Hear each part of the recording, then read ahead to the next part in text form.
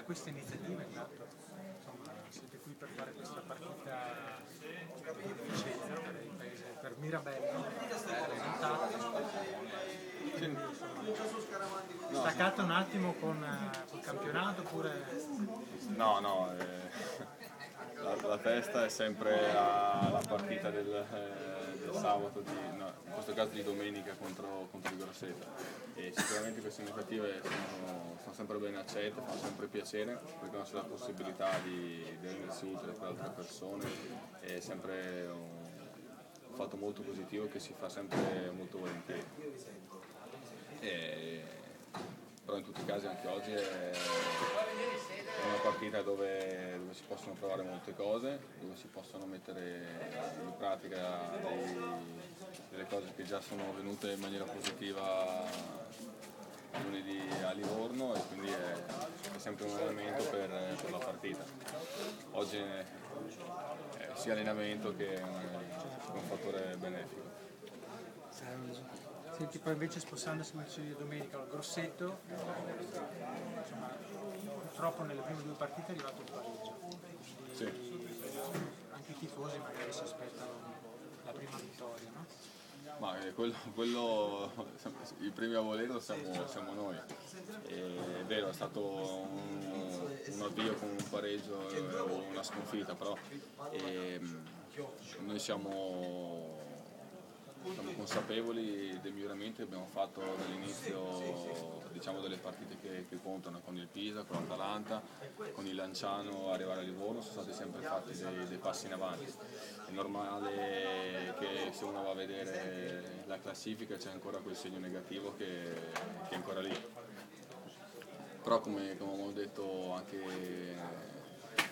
in tempi precedenti, noi dobbiamo guardare partita in partita. Adesso è un gruppo nuovo che si sta conoscendo, stiamo lavorando molto bene e sicuramente il lavoro paga. Lunedì, nonostante il risultato negativo, a mio avviso sono stati fatti dei passi in avanti a livello di squadra, a livello di gioco. È mancato il risultato. Adesso domenica sarà un test importantissimo per noi perché ci teniamo a portare i primi 3 punti a casa. A proposito dell'altra sera a Livorno, in occasione del loro secondo gol, magari viene tra virgolette contestato che forse potrebbe essere più vicino a Dionisi in occasione del passaggio di petto. C'è stato lì c'era un po' magari c'è stato di un 2 contro 1, forse... ero in mezzo a 2. Sicuramente si poteva fare meglio, quello sì.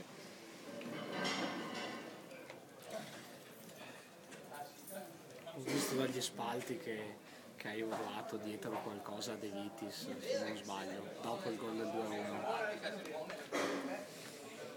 Non mi ricordo. Non te lo ricordo. Sarà l'adrenalina. No, perché ero là allo stadio, ho visto. No, sicuramente sì. Quando c'è stato... Vabbè, quando prendi il gol non sei mai contento. No, adesso non mi ricordo cosa ho detto. Sicuramente era qualcosa riguardante il gol oppure non so, per incitare subito a recuperare. Adesso le parole precise non me le ricordo.